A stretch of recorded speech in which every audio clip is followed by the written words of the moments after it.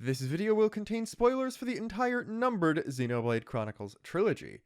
Also, if you did not know, check the Twitch channel in the description.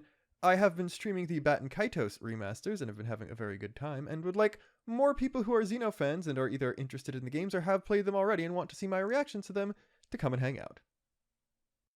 Yeah, it's happening again. We're doing the thing where I make a video on a small topic that I just thought about instead of one of the bigger ones that I've had in the pipeline for a long time. In this case, it's largely because I'm dreading actually getting around to making the Riku video, because that could very easily become one of the longest things I've ever done on this channel, and I don't know if Riku deserves that after all he's done to us. Anyway, the base idea for this video was not original to me. It was just a Twitter post from Japanese user marionette_game that I happened to see, and I didn't even bother translating this one. All I needed to know was to see those four images next to each other to realize that there was probably something here. If you're curious, the default machine translation of this reads, "It's a pseudo-trinity processor. Was it from the beginning, or was it necessary for operation after the origin was captured?" That is an interesting line of thought, but before we actually get to discussing that, there are a few other things I think are necessary to talk about. Obviously, if you can't put this together, or I guess are colorblind, I don't actually know how common forms of colorblindness affect the colors on display here. The three colors of the infinity phases of Moebius that you fight in the final boss battle of Xenoblade 3 are a pretty close match to the colors of the three cores of the Trinity processor. Z infinity is close to the Ontos core, Y infinity is close to the Pneuma core, and X infinity is close to the Logos core. The colors are close enough where this had to be a deliberate thing as at least an Easter egg, but I think it became a whole lot more significant after Future Redeemed. The big thing is obviously, we know Origin was based on the structure of the Ontos core, and even further than that, we know that Z was the first Moebius, and while X and Y were true Moebius and weren't reanimated dead people from Ionios, they still did come after him, which kind of means two things. Z represents Ontos in this trinity. Ontos was from Xenoblade 1. Z came before X and Y, which represent the cores that were first introduced in Xenoblade 2. And then also, Z's whole power over Ionios comes from being in control of Origin, the artificially made Ontos core-based device. So of course, he would represent Ontos, and then possibly offshoots of himself would represent the other two cores if he really needed something like that to properly run things. Now we know Shulk, Rex, and A are inside Origin still propping the world up, but that's just kind of the base keeping Ionios a functional thing aspects of Origin. All the other stuff Zed does is still like him doing things under his own power, so perhaps he needed a trinity to operate it as well. Am I the only one who thinks it's weird how we don't really know why Zed created X and Y in the first place? Like, I think it would actually make perfect sense if they were made post-Future Redeemed. In Noah's flashbacks, we do see Zed seemingly outside of Origin, but this is pre-N Noah. And it seems like the instant he gets trapped in there by Alpha at the beginning of Future Redeemed, Zed just does not leave Origin for the entire rest of the history of Ionios. So it would kind of make sense if, after that scare happened, he's like, no, I have to be focusing on keeping my control over the core of Origin at all times so this doesn't happen again. Let me create two more true Moebius as extensions of myself so they can observe things in Ionios without potentially running into issues of the actual personality of the reanimated dead person. That would make sense, but we know that X, Y, and Z all happened before all of the other dead people Moebius, so there's not really an explanation for that. It's also, honestly, slightly confusing that there are three true Moebius when the entire point of Moebius is that it is one specific desire that formed it, so why do you need three aspects of it? Well, if Zed is trying to take over Origin, then perhaps this person usurping the power of Ontos needs people usurping the power of Pneuma and Logos in order to have everything work properly.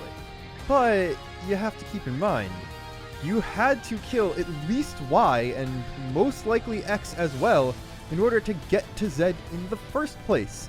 So X Infinity and Y Infinity probably aren't the original ones. Like, yeah, X and Y were always creations of Zed and direct extensions of his own will, far more than any of the other Moebius. However, they still did seem to be distinct personalities and distinct individuals, even if calling them people is a bit of a stretch because of how true Moebius are. And, like, they do outright die.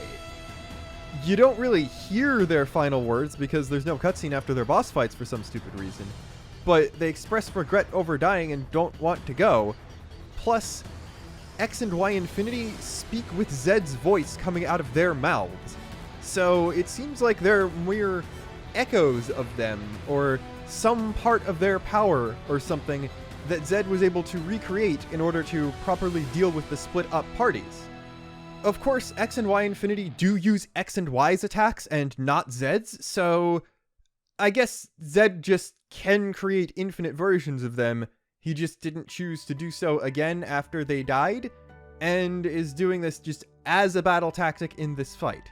Another thing you might notice is that Y Infinity is the Numa-colored one, and X Infinity is the Logos-colored one. But we know that the actual original Trinity processor explicitly has Numa be female and Logos be male. You could view this as just Moebius as a whole is a perversion and inversion of how things are supposed to be, so they would be the opposite of the Trinity processor, but the fact that one of Zed's extensions is male and the other one is female is still very interesting to me, because Moebius is the combined desire of everyone in Origin. So it's possible that the two extensions of Zed being different genders is the opposite of how the Trinity processor was designed, where we specifically have the male one, the female one, and the arbitrator to make sure that there are different perspectives when doing epic quantum computations with the Zohar and stuff like that. Whereas Zed found it difficult to represent the desires of everyone from two different universes with different viewpoints accurately, and as such made a male and a female persona to argue and have different points of view represented by physically different individuals or something like that. You could say that one of them's just there to represent the desires of the Xenoblade 1 world and one from the desires of the Xenoblade 2 world, just because X Infinity fights the Kavesi trio and Y Infinity fights the Agnian trio. But if that were the case, they probably wouldn't have needed to promote M and N to like the special gold and silver consuls who oversee all the consuls from the other nations or something, which like that also might only exist as a front because we see one consul with colonies on both sides. So who really knows about that? But at the same time, that just makes Xenoblade 1 represented by Logos pretty much purely by default, because Numa is one of the main characters of Xenoblade 2, and Ontos is doing Ontos things because Origin was based on Ontos, which would mean 2 out of the 3 of them have appropriate reasoning for why they are the way they are, and the third is just there, which doesn't really track for how this game does its thematic representation and various forms of symbolism, so I'm more inclined to believe the other theory. Which means it is officially time to start pulling in things from Xenogears and Xenosaga, without spoiling those games, of course. An important aspect in both of those games is the idea of the Animus and the Anima. Male and female powerful forces in the universe, and when they come together, big things can be made to happen. An interesting aspect of this is Xenosaga inverted the gender associations of Animus and Anima from how they were in Gears. And now we have the Trinity processor basically being Animus and Anima again, if you think about it.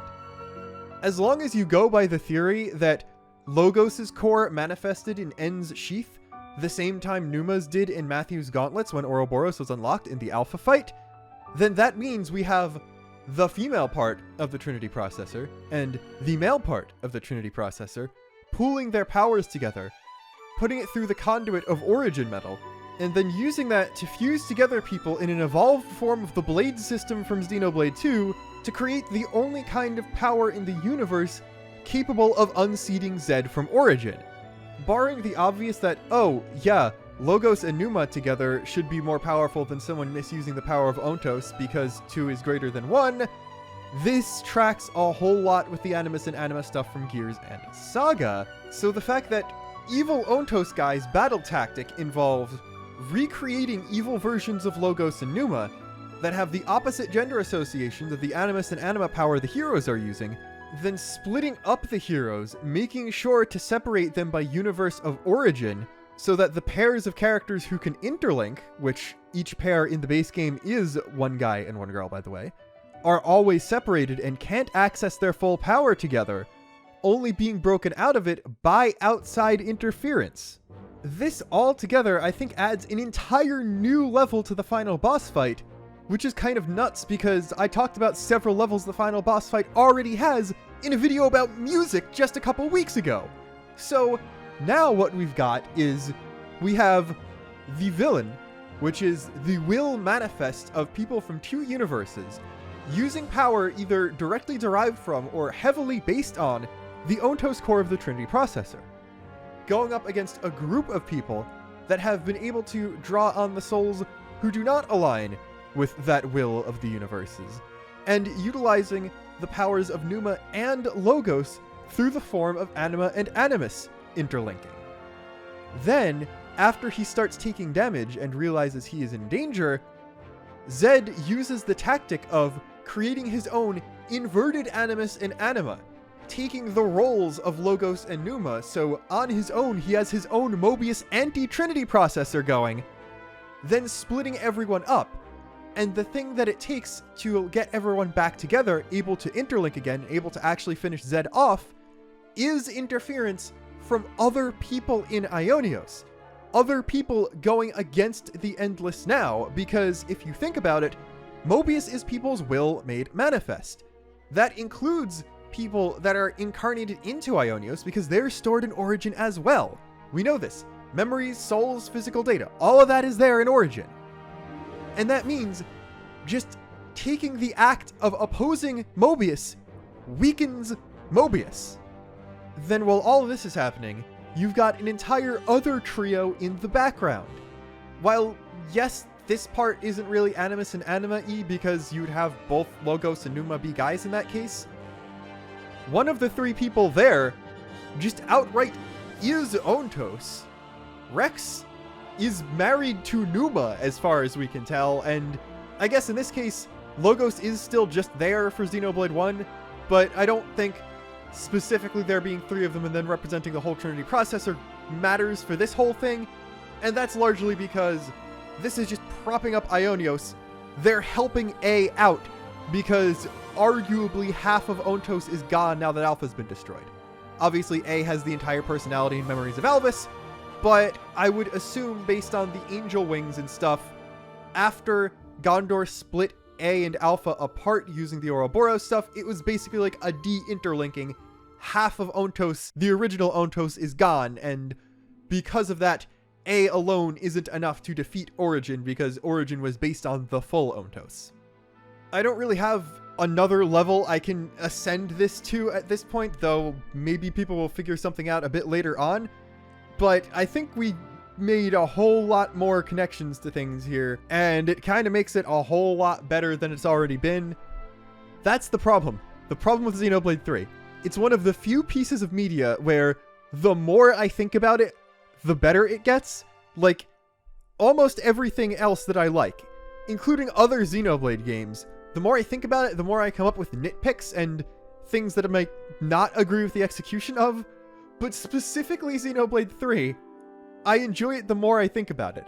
And making this video has made me appreciate Moebius on more than a simply conceptual level, to a degree that I don't think I ever have in the past. So, before my entire worldview gets overwritten by the reality warping powers of the conduit, I would like to end this video. So, until next time, which will probably also not be the Riku video, I think it's going to be another Moebius related thing, so not really doing myself a whole lot of favors in that regard here. Until then though, this is Luxon signing off.